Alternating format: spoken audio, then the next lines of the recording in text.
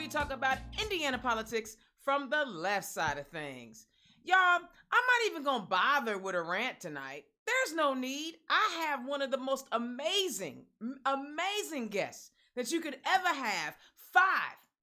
Just 5 days before the polls close. Because see, I don't even call it election day anymore. It's election cycle. So early polling places have been open. So as long as you vote by November 3rd, we're in good shape. But I am so excited. So y'all, she is one of my sheroes. She's one of the people that I admire. I know when this season is over, she is going to be absolutely sick and tired of me saying that she is my political groupie crush. But she is by far one of the best that Indiana has to offer. But more importantly, she is our 2020 Lieutenant Governor candidate for our state house. Y'all, welcome to Turn Left. One of my favorites, Miss Linda Lawson. Linda, welcome to the show. Thanks, Dana. Thank you. It's been a while since we've done this together. I know. And actually, I remember that because I was like, I got her when she was going into retirement. And I'm hoping people don't go back and look because you was real free that day. Yeah. That was quite a day, wasn't it? Yes. I was pretty anxious to get away from the General Assembly. There's no doubt about it. Yeah. And well, you know what? We are so incredibly happy to have you on our ticket. We know that there's a lot of work that has to be done. And we know that you have been in that state house doing the work for a long time. So we want to hear a little bit about who you are and where you come from. Linda, share your story with us. Well, let's see. My birthday is this coming Tuesday. So I will be 72 years old. Oh, you a youngin'. I am going to be 72 on Tuesday. And my father was from Owensboro, Kentucky. My mother was from Aurora, Illinois. And they both landed in Hammond, Indiana. And I have an older brother who's 15 years older than I. And my sister was 10 years older than I. And then I came along when my mom was 40. And so I was unexpected. My mother never forgave my father, that's for sure. And but I grew up in Hammond. I lived there my entire life, with the exception of a few years. I lived in Tennessee for a year, in California for a year, in Colorado for a year, and I lived in Germany for a year, moved back to the region, and went through a divorce. I had a 2 and a 4-year-old at the time, and started looking for a non-traditional job that, not really non-traditional, but something that would afford me pension and insurance, and a good salary where I could raise my girls. And so I started applying. I applied at different steel mills, the oil refinery, the oil refinery my dad retired from, Sinclair. Went to Standard Oil, went to Shell Oil, went to Lever Brothers, where they make soap. Went to all of those places, and they weren't hiring women. And that's not what they said to me, but the door was closed. And I figured at that point, I knew that you had to know somebody, just like you have to know somebody else wherever you're working. And I was sitting in the dentist chair and reading an article about women in law enforcement. And I saw a couple of guys on the police department that I had gone to school with. And I thought to myself, well, it can't be that hard. I mean, if they can do what I can do, And so that's what I did. I went down to the police department in Hammond, and I applied for a job. And the secretary at the time, her name was Lil Raborski. She went into the other room, and she asked the captain that was working, there's a woman here who wants an application, and I don't know what to do. And he said, well, I guess we're going to have to give her an application. I guess they didn't want you to have one, huh? Well, I don't think they had that many women coming in and asking. There was not a place for minorities and women at all. So it was a white police department. Well, there were 3 black male officers, but they'd only been hired, only recently, maybe by a year or 2, had been hired.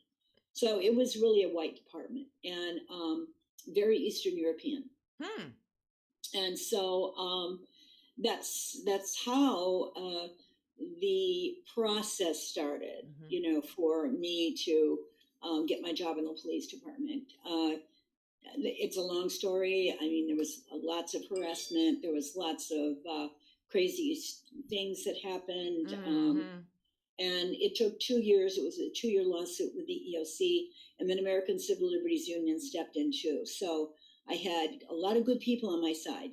And the first lawsuit was settled on height and weight because I weighed about 114 pounds at the time.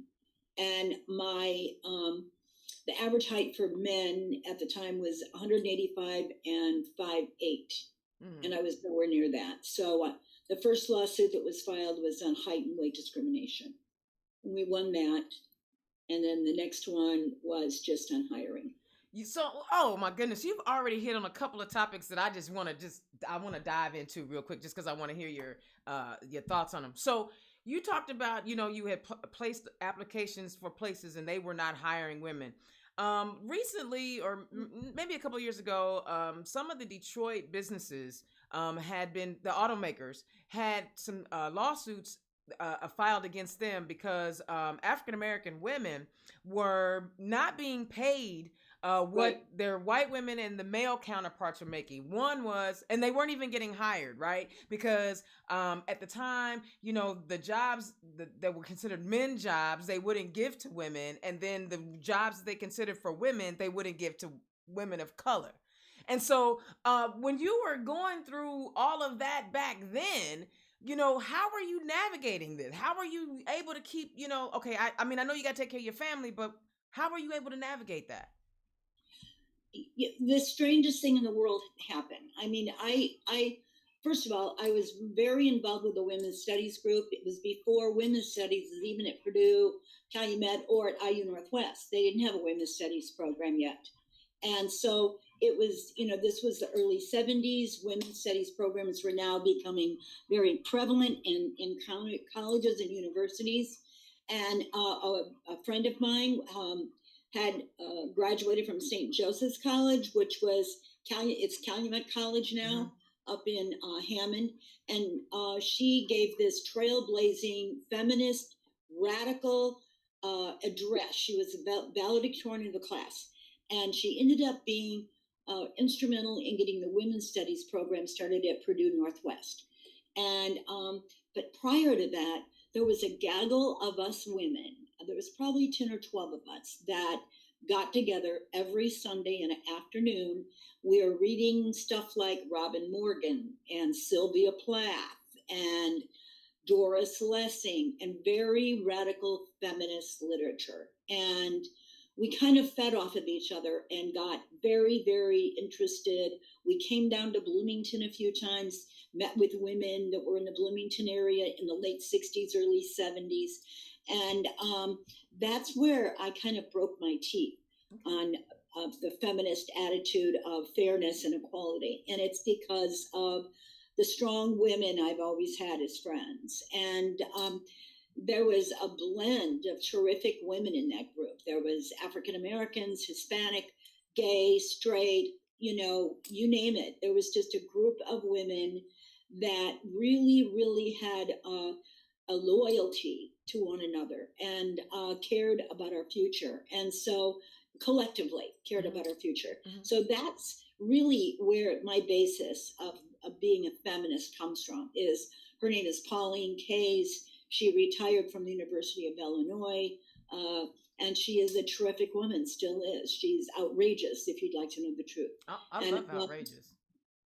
Yeah, she is outrageous, and I love her, and we will always be friends. So, sounds like this was a group I should have been hanging out in. Yeah. I think that every woman should have a gaggle. A gaggle of 10 or 12 women that they can call in the middle of the night or just scream and holler and rant and rave and talk about fairness. And, that's why, I mean, I know that the nasty women are out there, really working hard. And I know that there's been a time gap between that feminist movement that I was actually first involved in, not in 1920, for God's sakes, but in the 60s and 70s. And there's been a gap because us feminists who decided to have a family and children and stuff and married and career have kind of, we've raised our children that way for sure. Both of my daughters, I feel, are very much community activists and involved in women's issues, but and my granddaughter too, I'll say for sure. But I'll say that there has been a time where haven't been front street women really on the street. So I know that the nasty women thing has become very appealing, but I feel like I've been a nasty woman since 1968. So I got it. I mean, I understand it completely. I understand the excitement and I understand how people are feeling because it's new for them. Yeah. But Yeah. that's pretty much why I stuck to my guns and also got encouragement from those women because I was involved with that pack Yeah. as I was applying at the police department. So they were Absolutely. helpful. And see, If for nothing else to say, add a girl, you can do it. You know? and I got my gaggle. I got my gaggle of women, just a bunch Oh, of yeah. strong African American lesbians, business owners, advanced Yep. degrees, and everybody is just like pushing each other. And you know what I love about my gaggle more than anything else? Nobody's trying to be anybody else, right? No. Everybody is just focused on being the best that they can be. And then we Yeah. encourage each other to be that. That's what I love about my fam. So And that's the way it should be. You know, I know that there are women out there have had some bad experiences with like female bosses. Very goal oriented and kind of shoved the women working with alongside them or in the office or in the same company, whatever, that have not been kind. And so I don't want women to think that that's the way it is. It's not. It's not. But you know what? And part of it has to do with the self-esteem issue and then allowing the society to define who we are as women. I mean, like I think you could tell that I don't succumb to what society says a woman is supposed to be. So, and it's hard for people to be comfortable. Like I even have had people that were not comfortable the fact that I was comfortable. They were uncomfortable about how comfortable I am and not allowing what the world tells me a woman is supposed to be and then trying to fit in. I would have just been miserable trying to be what everybody else tells me I should be. Yeah, that's insane. Isn't it insane? It's crazy. Yeah, I mean, if how incredible it is that we could want to control the comfort level of someone else. I mean, hello. I want everyone to be happy and successful, but I don't want to control their, comfort, what they feel good with. No, and that's unfortunately what we're seeing on the other side right now. They want to be comfortable with nobody being allowed to have abortions. They want to be comfortable with the idea that we don't have affordable health care for everybody. They want to be, we're going to get there. We're going to get there. All right. So then after you spent time in law enforcement, didn't you spend some time as a counselor for women? No, not at all. I was a sex crimes investigator for 6 years. And so I used some of my own history and education.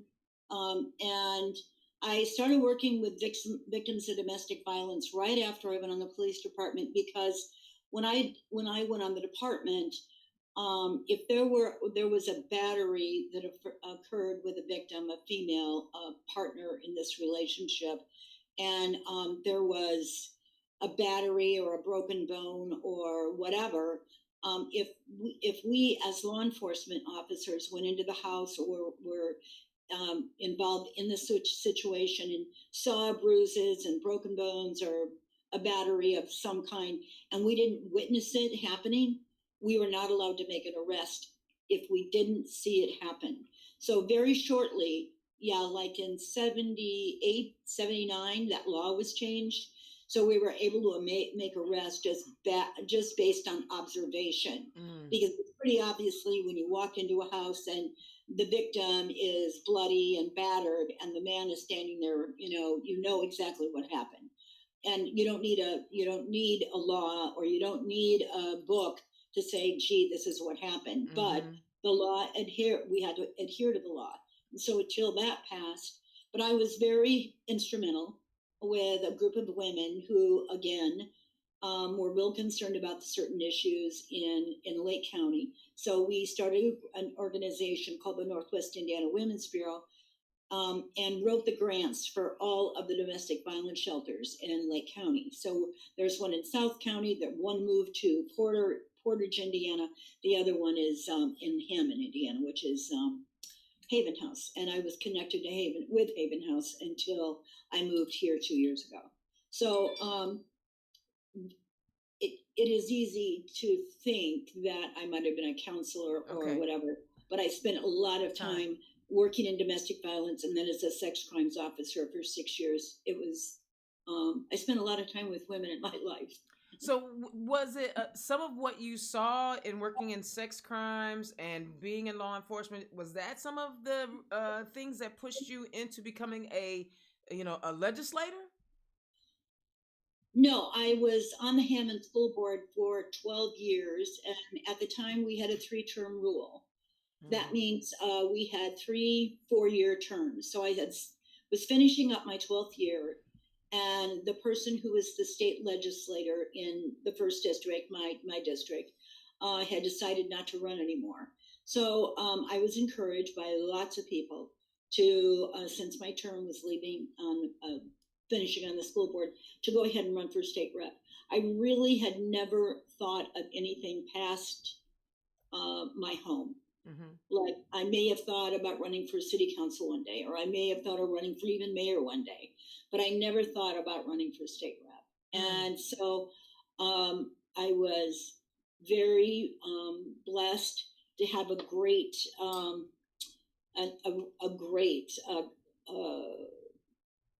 chief of staff or campaign manager, whatever you want to call him. His name is Jim Hornak. He ended up being my husband, and he was killed in a car accident in 2007, so that's why I'm not married now.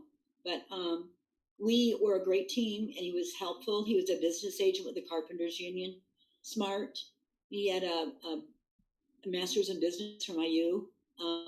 He was really good at what he did, and he was he'd been involved in politics, had been the campaign manager in very successful other races. So Jay Potesta, who used to be with the sheet metal workers, he suggested we're the school board together. He said, why don't you ask Jimmy, he'll be your campaign manager. So I did, I asked him, and so it was a whirlwind. We started in January, and of course, there was a primary. The primary I was running against the sitting city judge.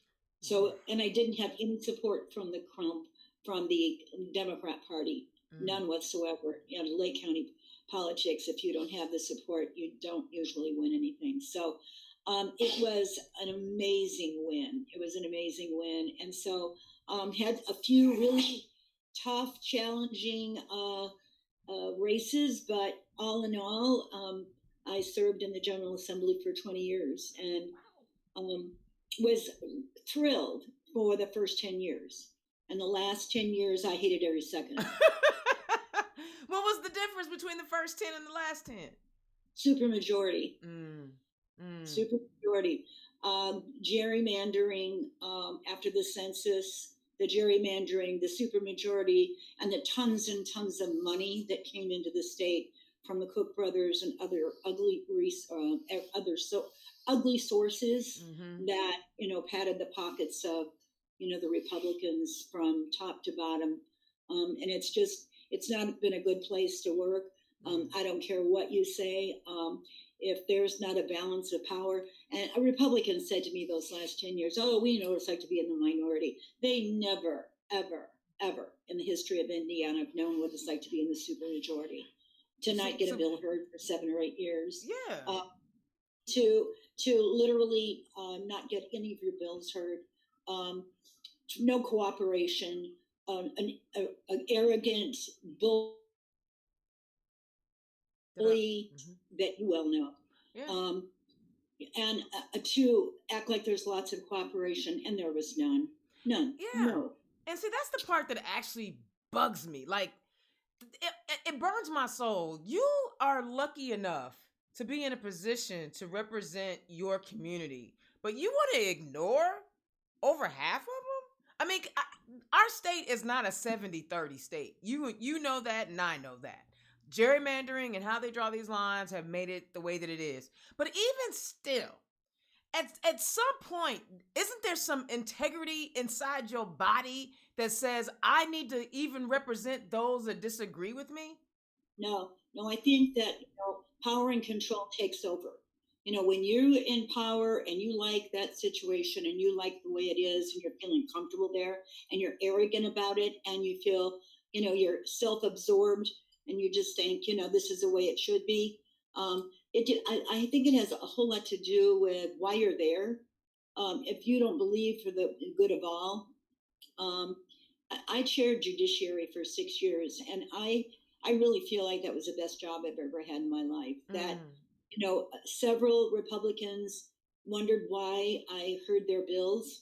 And I just said, well, if it's good public policy, if it's good for the state of Indiana, and if it's good, it's going to get a hearing. If it's junk bill, it's not going to get a hearing. But if it's good for all of us, there is no reason in a million years why we shouldn't all cooperate. And, we are all in this together, regardless of how you feel. We're in this together. We're all Hoosiers. But those last 10 years, and it got every year, it got increasingly worse and worse and worse. And I think that first 2 years, it was like they were settling in, they were getting accustomed to it. By the 5th and 6th year, they were like, okay. And from then on, it was Nelly, hold the gate. It was just, we're going to do whatever we want. We're not going to even ask for your opinion. We're here to do. And I mean, it's been that way for the last 10 years. That's why this election is so exciting. Absolutely. Because there are some state rep candidates out there right now that are really, really golden. Absolutely golden. Man, because we about to put a whole heap of lump of coal in Houston's stockings, baby. Amy Rivera Cole is coming for him. And I'm so excited about that. I mean, and then Pam Deckard is going to take over Brian Bosman's seat. I'm loving it because I mean, think about it. If Brian Bosman, his arrogance, hadn't done what he did with Riffer, you and I probably wouldn't be talking right now. I would have never ran against him, but the blatant disrespect for me and my family and the fact that we're taxpayers and you just don't give a damn about me, you know what I'm saying? That's the reason why I'm here now. That was a bloodbath. That was absolutely a bloodbath, wasn't it? It was ridiculous. That fight was ridiculous. It was ridiculous. And the thing that was the most ridiculous about it is, we had already gone through this. We had already done this in our history where public accommodation, you can't discriminate against. Period. Dot. We'd already done this. Yeah. 2, you actually said it was okay for people who actually pay taxes. And at the time, my ex-wife had a business with over 200 employees. So not only was she paying taxes, her employees are paying taxes. So we are contributing to the economy, and you're telling us that we're second-class citizens. That was just a pill that was too hard for me to swallow, and I can no longer sit back and not get involved. I know in 2016 that was a catalyst for people. For me, it was 2014. It was 2014, and here we are. I gotta go get a bunch of lesbians and trans folk and gay men and go sit at lunch counters because we gotta do this public accommodation thing all over again. The last 10, well, now it's still 10 years because the census is this spring. Yeah. So it's 10 years now. It's 10 years of absolutely the wrong idea about state government. Absolutely. And you can't tell me their policies are great because we're at the bottom in quality of life. We're at the bottom when it comes to the environment. We're at the bottom when it comes to public education and how we take care of our teachers. So how can we're bottom when it comes to healthcare and infant mortality and maternal mortality. So we're at the bottom of all the important statistics that impact human life. So how can people think that their policies are the best policies? Because they have blinders on, and they only see and hear what they want to. And if they're comfortable with that, they can go about their daily life. And they don't think about the other people. They think about their inner circle. That's all they think about. They don't think about the heartache. I mean, I could write I could write 8 volumes of a book, eight different books, 8 volumes, or I could write 24 of them, a book for every year I was in law enforcement, about the tragedies I saw with families and the folks, the haves and the have-nots. I mean, Hammond had $500,000 and $600,000 and $700,000 houses, and people were also living on dirt floors. I mean, you had everything that you could possibly imagine in that kind of a mill town with, like extreme poverty and, extreme wealth. And so, I mean, a lot of those figures have kind of melted out. I mean, the majority of doctors and lawyers have left the area. Poverty is still there. But I read an article just this week that Gary and Hammond were both listed as 2 of the poorest communities in the United States. And so I don't know that things have increased and changed that much. I know that I think that the not the cost of living. It's probably pretty much the same. And opportunities, I think there are more opportunities now. But there at a time there just wasn't, And so because of federal money and because of other grant programs, I think that things have changed. Like domestic violence shelters are open, and we're building a new high school, and we've got 4 new elementary buildings. But up until the last, several years, it's been tough. It's been hard for people to get by. When in the 80s, when the unions, not the unions, but the steelworkers, when people started leaving Gary and Hammond in droves, it changed our communities considerably. And we're steel towns, and oil refineries. When I was a kid growing up, there were 7 oil refineries within 2 miles of my house. And the lakefront was covered with steel industry. I mean, if people haven't seen that and they haven't lived that way, they don't understand that kind of work ethic. They don't understand shift work. They don't understand people, getting by and just working really hard. So that's the community I left. And I do love that community. I love Hammond and Gary. I do. I love being up there. I love visiting my family and my kids. And I love it up there too. I keep asking them Democrats to invite me up there. I can get them hyped now. I know you could. Good Lord, my God, don't unleash you and Gary, Indiana. I can't even imagine what would happen. Oh man, honey, turn out. I'm telling you, if COVID hadn't locked me down, trust me, I'd have been trying to get the 2008 numbers out of Lake County. I'd have been busting my behind up there with Senator Eddie Melton and all of the other folks up there. I'd have been working my butt off. So well, let me tell you, I can only tell you this, that I think that we do have 2008 numbers in Lake County right now. And I think that you're going to be very surprised at the numbers that we've got out. I mean, between Hammond and East Chicago and Gary, we have the largest Black population in the state. And we have drugged that man up there. I mean, my running partner, we have drugged him up there. I've been up there so many times. We have talked, I've been on the mayor's show. He has been on the mayor's show. We've talked and we've got people going door to door. We've got Lori, my daughter, has dropped thousands and thousands of pieces of literature, and she's dropping off more signs in East Chicago tomorrow. So, I mean, it's pretty remarkable. I mean, you don't have to encourage people to vote for their own. You just don't. They're there. Yeah, and I love it because it's, again, they've already painted Indiana red. They did the same thing in 2008, and they were like, hold up a minute. We better put this one back in the toss-up column. And I'm hoping, and with the turn now, we got to get into policy. All right, so you decide to leave. You're going into retirement. You move out of the region. You move down to Brown County. I know that you and I have been meaning to get together because I'm excited about, just y'all. If y'all don't understand, just talking to her and hearing the history and the stories about what life was like in that state house. What was your favorite piece of legislation that you were able to get moved through the state house? And then I'll ask the other question.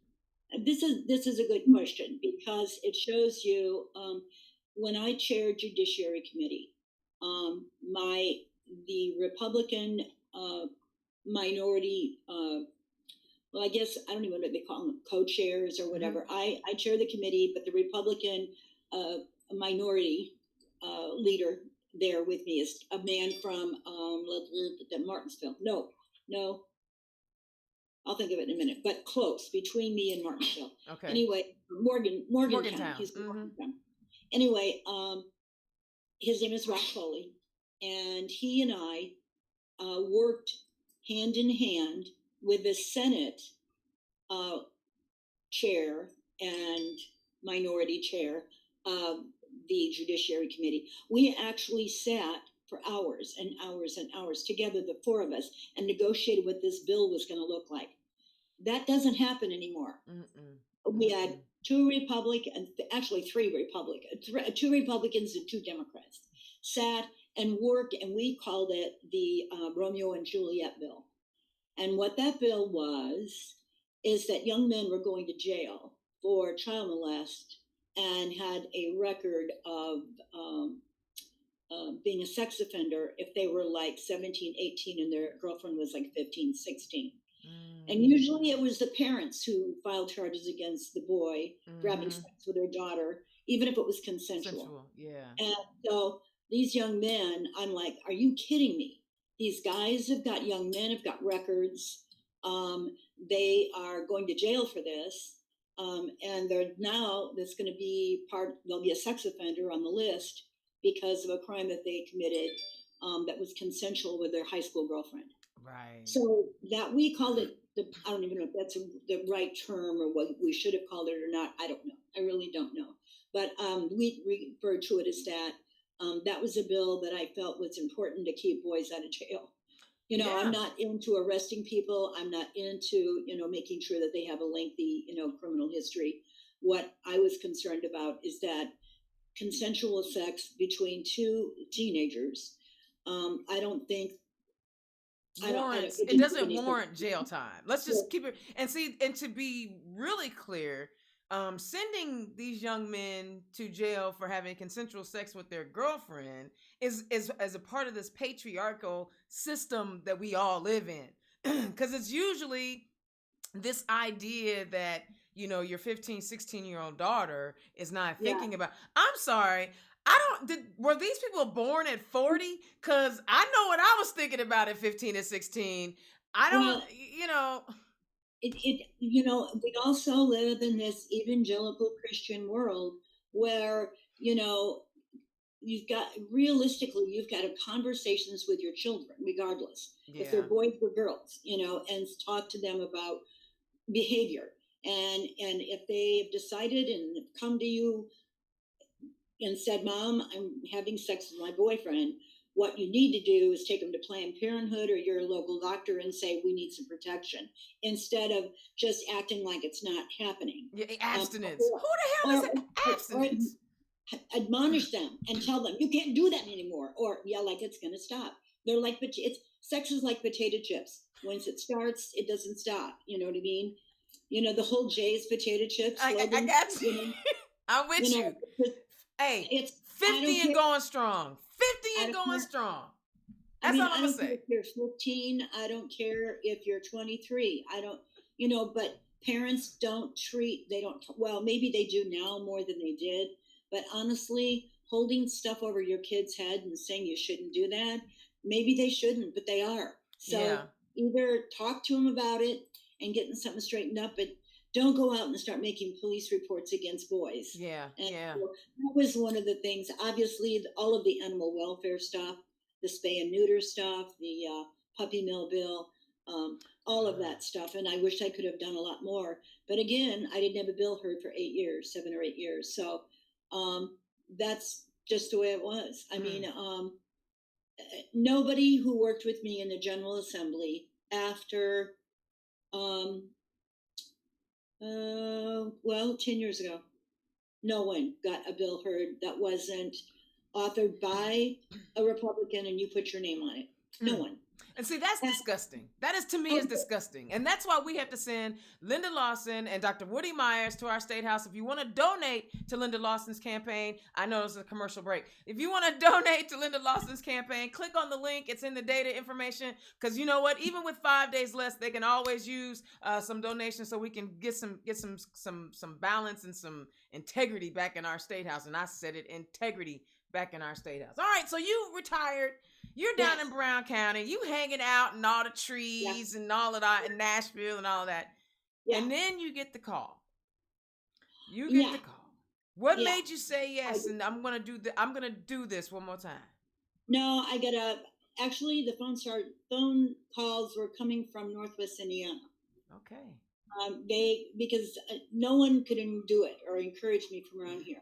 I started getting calls from folks at home, and I finally agreed to go see Woody on a Thursday. And I don't know, I've got it written down somewhere around here, but I finally agreed to go and sit down with him. And we had a long conversation, spent several hours together from like 5 o'clock till like 10. We were together for like 5 hours. Wow.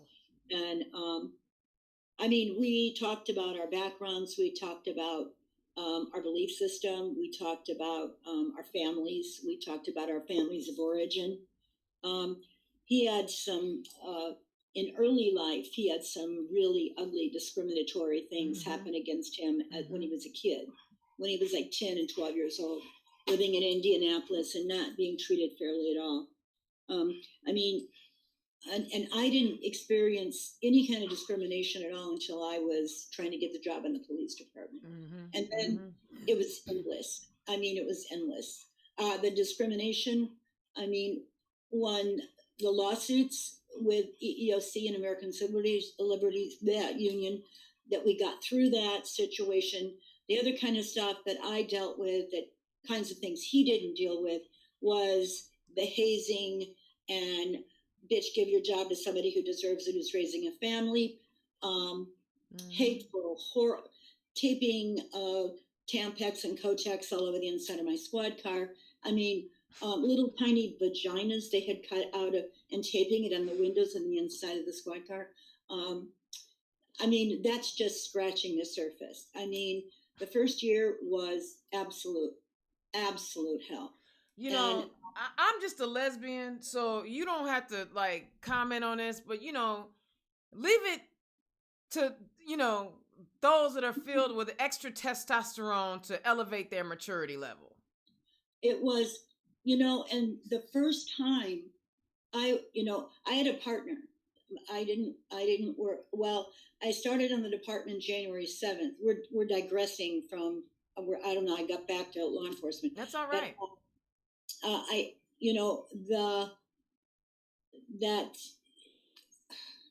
don't even know how to explain it.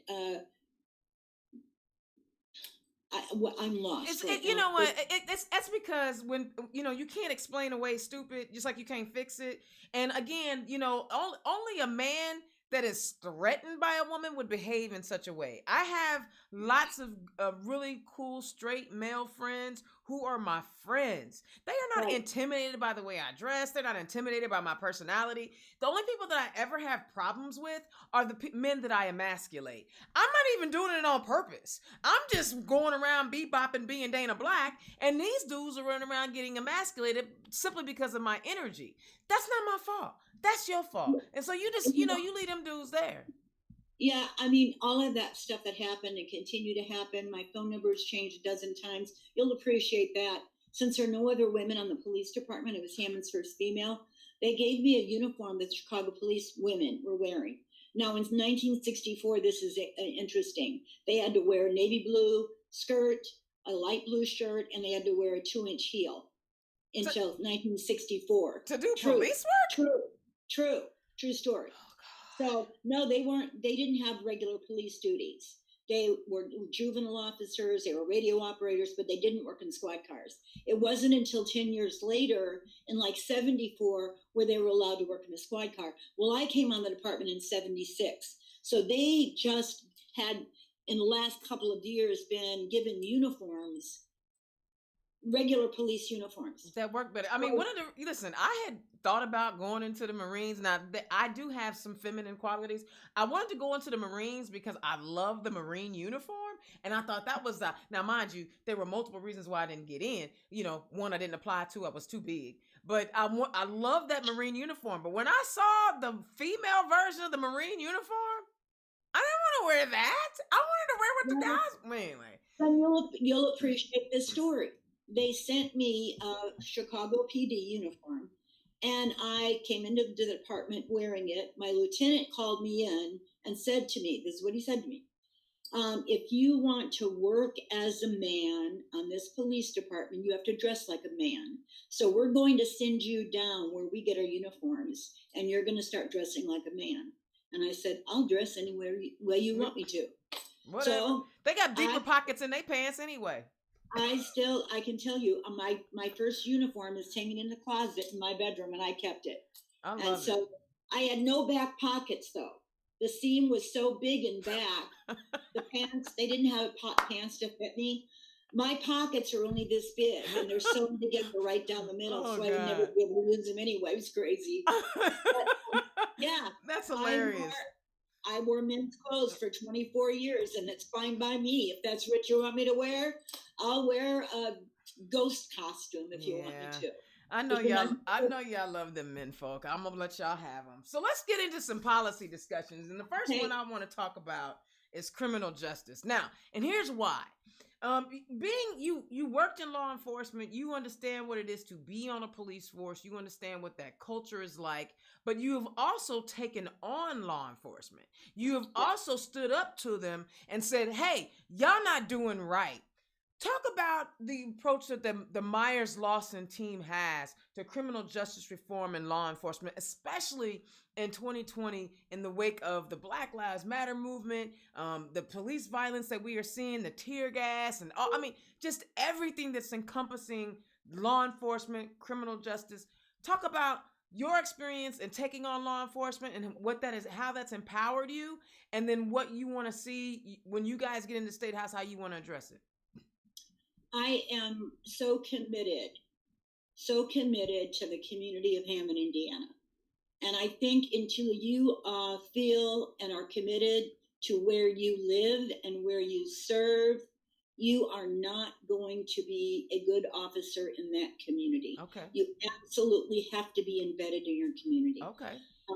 When you are the Little League coach and you're over at the Boys and Girls Club and you're at the Y and you're doing stuff like that on the weekends with your own kids and all the neighborhood kids are there playing with you, it's very, very, and I will add to that, community policing has been a division in the police department or a bureau within the police department and many police departments and in many agencies in the state or nationally. Mm-hmm. Community policing started, really being talked about 20 years ago. Well, no, longer than that, 30 years ago, maybe, community policing. But people have let that go by the wayside. And they also left it up to that division of maybe 10 people, 8 people, to go out in the community and kind of, talk to business owners, find out what the kind of things they need. Do they have any problems? Maybe get involved in a baseball game, say howdy to a few people. That's 8 people out of a 200 police on a department. 200 officers, I'm going to say 200. So you've got 10 people. Less than 10% of your police department is actually engaging with the community. Because in the state of Indiana, you can live within 2 counties of where you serve. I have a problem with that. Your officers are living in Hendricks County. They're living down in another. They're living in Whitestown and down in Johnson County and they have no investment here at all. No. And they've never interacted with the culture. It's not, don't give me this black, white, Hispanic thing. You don't know the culture. You don't understand the landscape. You're going to bring your rural Indiana, I've been playing with cow shit for the last 20 years behind over the 42nd and Post, and you're going to try to it ain't going to work. And that's why you have clashes. Yeah. And, community policing is a program that should be established in all police departments, but every person on the police department engages with a community, and they're all involved in community policing, not just 8 or 10 people, but every person. It's really hard. It's really hard if you know the people in your community and in your district and where you're serving, if you know the kids, if you know their names, you know where their parents work, you know where they go to school, you end up in a situation in their community. It's really hard to beat the crap out of somebody if you know them and you know their kid. So if you live your talk and walk your talk, and you're there with the people that you serve. And I don't like the idea of they take and protect and serve off the squad cars. I just don't. Because that's not what they're doing. I mean, they whooping ass and taking names. That's what they're doing. Right. Well, and the fact of the matter is there are so many community agencies out there that are willing to help. Willing to sacrifice their time to come out and on scene. Whether it's the Department of Children and Family Services, whether it's CPS, whether it's social services, whether it's mental health workers, whatever, we all need to work together because that's how you solve problems. Absolutely. And then allow officers to do the job that they're hired to do. Absolutely. I mean, you can't, first of all, I mean, eventually I worked in a squad car 9 years. And so I will say I was in situations, Dana, that if you would have seen me and my reaction, you would have thought that bitch needs to go to jail. Meaning me. Because you got to be there. You got to be part of it to understand what's really going on. And it's hard to explain it while it's happening. And then later people are going, did you see what she did? So there are times and situations that you don't have time to think. You just have to react. Right. If you have the training and you also learn to have an appreciation for the people that you protect and serve, and you know them, and you know what's going on in the community, and you feel that, you have a voice, and so does the community, and that you can work together in partnership. There are so many agencies out there. I don't think that defunding is the right word. I'm sorry. I just absolutely do not. I think the marketing is bad. Yeah, it just raises the hackles of everybody when you say that, regardless of your culture, class, whatever. It just... the first time I heard defund the police, I was like, what?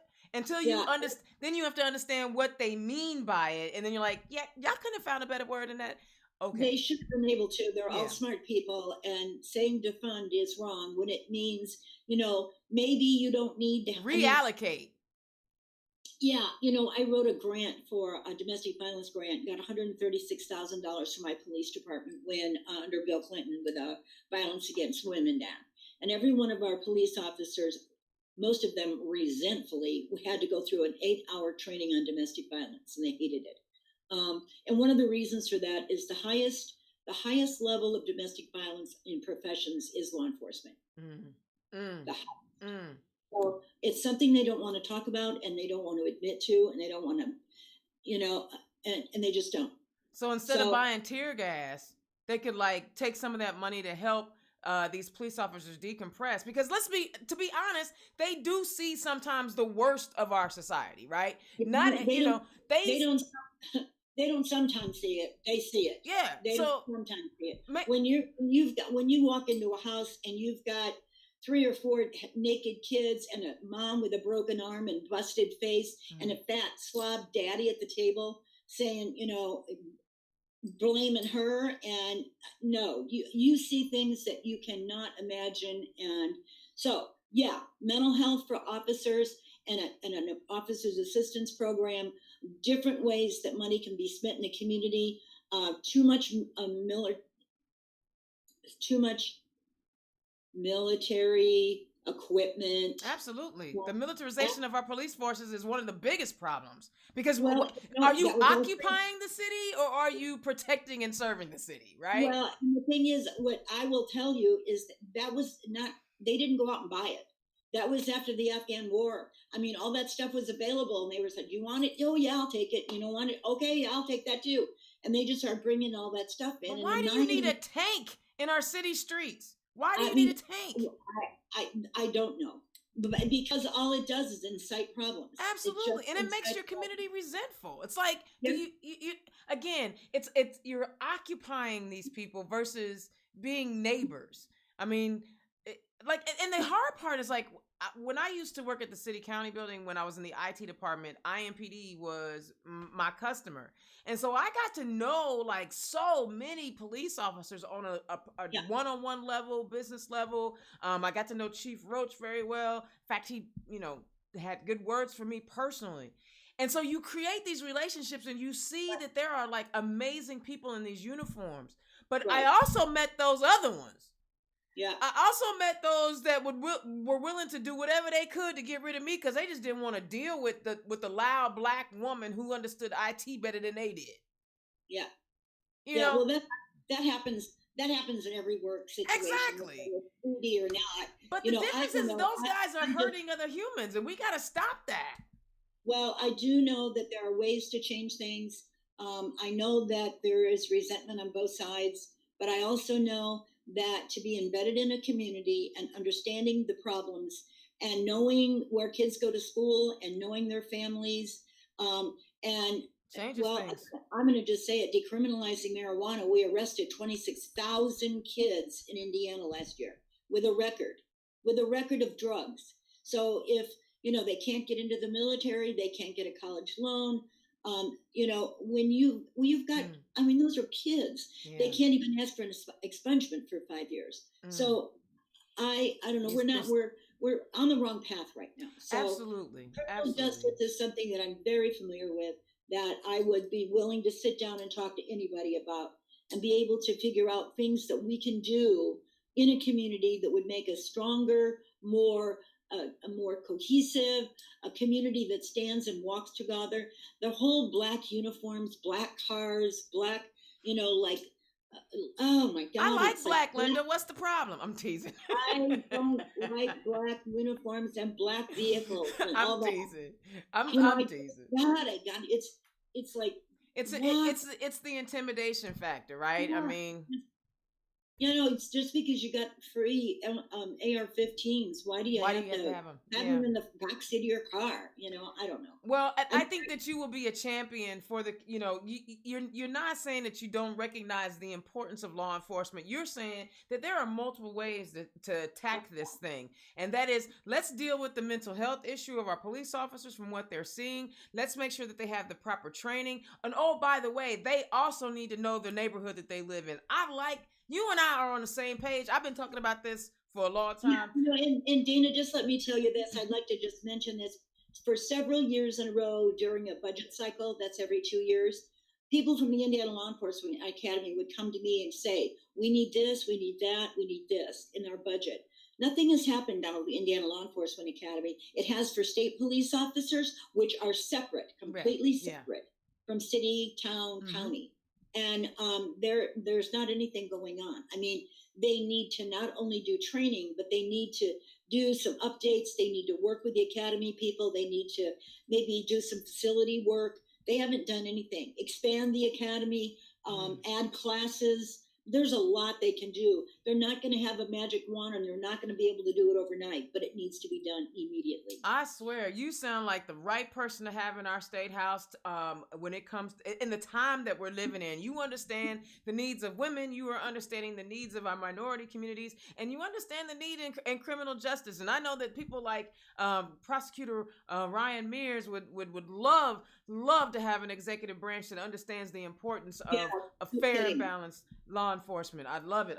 One last thing, because you know what? I knew you and I were going to chop it up, and it's this is how we do, because we just sisters talking, right? Yeah. You said you were on the school board for 12 years.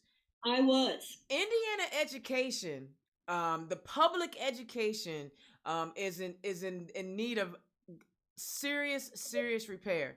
We have, teachers who are starting out with low salaries, and then their raises are not coming, and they don't have the necessary funding they need. They got to go out and buy supplies. They got to get second jobs. The students aren't necessarily, they're being trained to take tests versus cultivating, the whole human. Right. Talk about, what the Myers-Lawson education plan kind of consists of. Well, my experience in the school board when my daughters were both cheerleaders, they were both athletes, and they're both good students. And I was there every day. The doors were open, and I had bleacher butt for years and years and years. Lori started in softball when she was 8, and she went to college and played in college. Jenny was started in 6th grade playing volleyball and played in college. And I am not kidding you. I thought that if you were a good parent, you could contribute something. So yeah, why not run for school board? Oh, what an eye-opening experience. There's a custodial staff, there's a food service staff, there's groundskeepers, there's nurses, there's teachers, there are administrators, there's parents, there's, oh my God, it is like, we called Hammond the school city of Hammond, and it is a city because there's so many people, so many components, and such an eye-opening experience. What needs to happen right now, when Woody takes over and is sworn in, the minute he takes over, he needs to put a moratorium on charter schools immediately. Not just cut back, a moratorium. No more. You're not building anymore. You're not going to siphon anymore from public ed. You are going to that's going to be it. I love it, because they still owe us money from those virtual schools. Well, $80 million. And that's a vouchers, and the virtual schools, what was it, $65 million? Representative Porter said it was up over $80 million. Okay, now, and you know what? You and I are talking about it, but nobody else is talking about it. Nobody else is talking about it. I mean, it burns my soul. Insane that we let that go by without any kind of penalty. The last thing I read in the newspaper is they were looking into it. Attorney General Curtis Hill didn't have time to get our money back because he's too busy spending our money trying to take away health care. So, right. You know where people's priorities are about how they choose to spend their money. Yeah, absolutely. It is amazing to me. It is amazing to me that people feel like, well, when I was a kid growing up, if you went to a parochial school or you went to a private school, your parents paid for it. And that's what I think should happen today. If you want your kids to go to a private school, by God, pull the money out of your pocket and pay for it. Absolutely. All this voucher stuff and all this charter school stuff, charter schools decimated. Charter schools decimated. My dog just fell down. Is the dog okay? Yeah, she's 15 in dog years. That's really old. Yes. And so she's got really, really bad hips. But she got a worse hip now. Well, she's up and moving now. But I have this plastic thing that's on the ground, so I could slide around, in my chair. And she just took one step and spread out on her belly. Oh, so, poor thing. She's scratching share that with everybody, but. Anyway, we're talking policy. Okay. Yeah. Back to schools. Yeah, there are so many needs. There's so many needs. One of the things happened, and we don't have school nurses in our buildings. We have EMTs now, and we don't even have school nurses anymore. They're not providing what they need to for teachers. I know that teachers are suffering, but I look at some principals who are friends of mine in the Hammond schools, and my God, they've got 700 kids in their building. They've got, dozens and dozens of teachers as custodial staff, and that principal is responsible for everybody in that building. And I don't know how they do it. I don't know how they do it. I just don't know how they do it. Well, the part that kills me is that they're cutting funding for public schools, and then people in places like rural Indiana, they don't have a lot of choice. There's not a lot of school choice, but the folks in these rural communities who are still voting for these people that are cutting funding to the only school corporation that may be in their county. I don't even understand this. People vote against their own best interest all the time because they don't read. They listen to Fox TV and that's all they do. Open a freaking book. Do some homework yourself. Like one of them books behind you. Look at the state budget. Just see how much money. I mean, the first thing it's after Woody says, we're going to, look at this crazy charter school system. He needs to make sure that we, get a brand new from bottom up program, a funding program, the state should, get rid of the way schools are being funded now and change, that budget completely. Our schools are all, this happened when I was there, and it was 10 years ago or more, but probably around 10 years ago. That's when all the bad stuff started to happen. The way we fund schools, they take away from the kids who need it the most, because they feel like the money needs to go to the people who are more successful and have got more money. Well, that's shit. That's just absolute bullshit. You can't say that, Lieutenant Governor. If they would have done that to Woody Myers, who's got several doctor's degrees. I mean, he's got a doctorate, but he's also an MBA. If they would have done that to that little black kid in Indianapolis, where would we be today? Where would we be? We are funding things wrong. We are funding it wrong.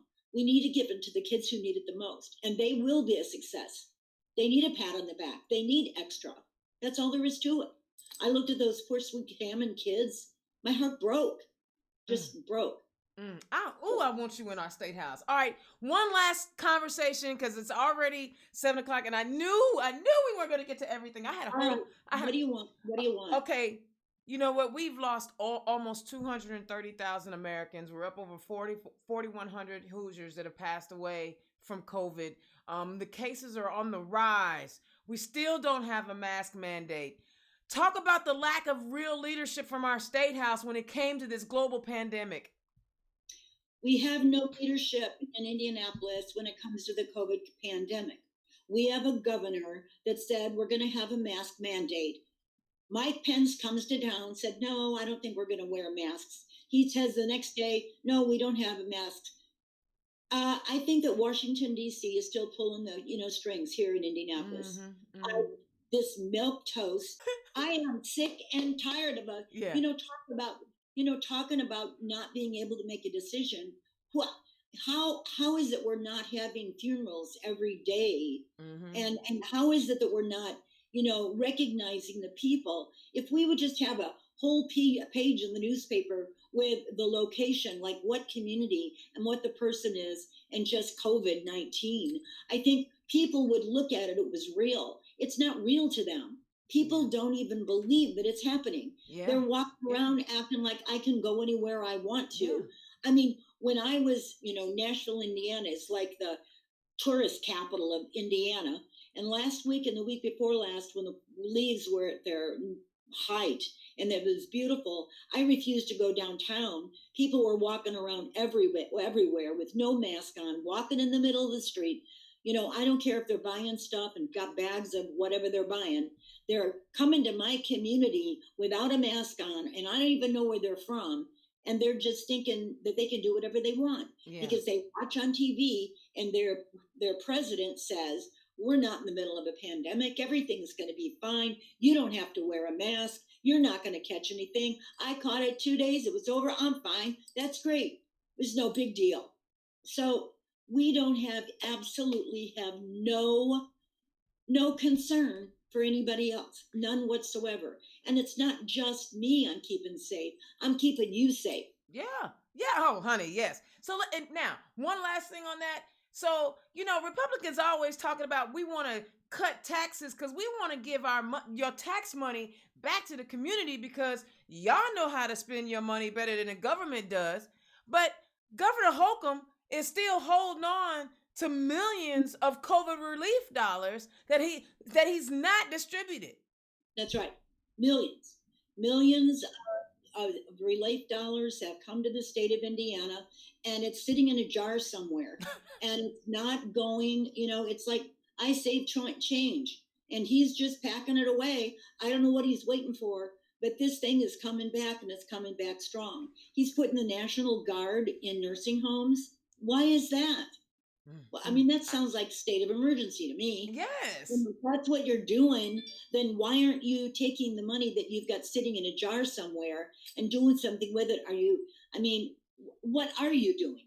What are you doing? Well, what he's doing is losing. And come, next Tuesday, 5 days from now, we are going to vote the Myers-Lawson team into our state house. Linda Lawson, I swear for cheese and crackers, I love you to damn death. I love you to death. You are Woo, you are everything to me. I am so excited about this campaign. I was one of those people who jumped up and down. I'm lucky I get to have those conversations with the candidates.